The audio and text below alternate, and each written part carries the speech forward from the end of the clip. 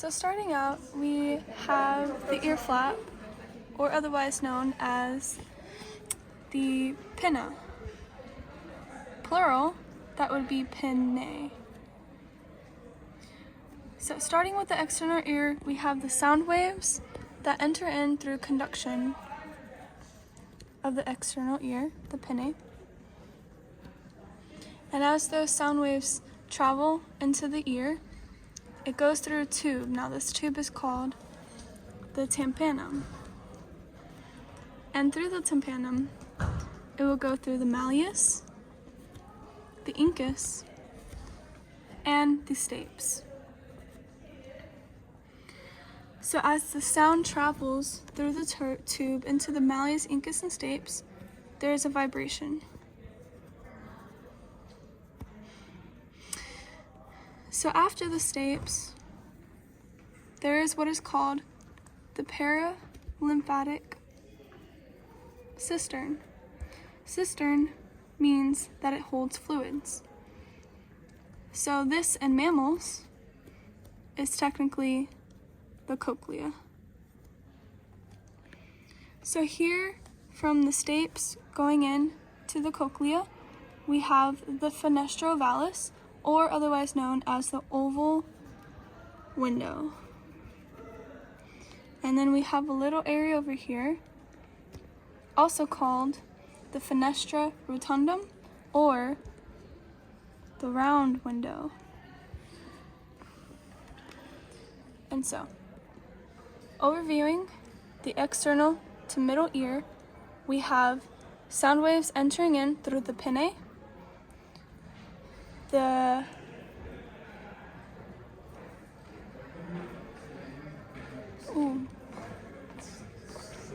So this is the tympanic. This is the EAM.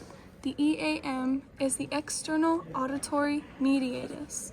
So we have going from the pinnae to the external auditory mediatus, the tympanum, malleus, incus, stapes, fenestra ovalis, and the fenestra ovalis will go into the cochlea. We can just do a little swirl representing the cochlea there. Now opening this up further from the stapes to the cochlea, we have the vestibular apparatus, which is this first area right here. Then after that, we have the utriculus. Then the sacculus. And then the lagina.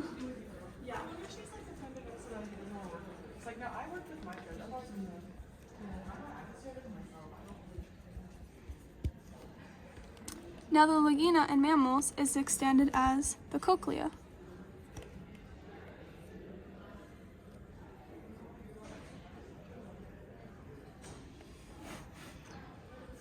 So looking into further the cochlea,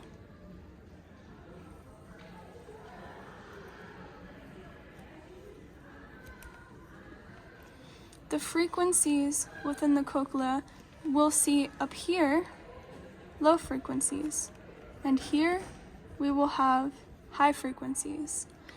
And so within the cochlea we have sound going in all the way up, then all the way down. Now, a cross section of this representation, we have 3 layers. We have first the scala vestibuli, the middle, the scala media, and third, the bottom, we have the scala tympani. Now as sound travels up to the scala vestibuli and then down to the scala tympani, within the middle layer here in the scala media, we have this hard, non-flexible layer referred to as the tectoral membrane. And then we have this layer here between the scala media and the scala tympani, which is referred to as the basilar membrane. In contrast, this will be flexible. So within the scala media, we have these organs, hair cells. Now, these hair cells are flexible, so they will move. And as it moves, travels up and down, it will eventually touch the tectoral membrane, and the nerves will get excited. As the nerves get excited, it will travel to the central nervous system through the cranial nerves, then from the central nervous system to the brain, and this is when hearing is perceived. And so looking further, lastly, I want to point out with the hair cells, it's essentially the organ of Corti, so like right here, organ of Corti. So we see this also in fish. And in the organ of Corti, we have the neuromast organs. And then the functional unit of the neuromast organs are the hair cells. And that is the mammalian external internal hearing.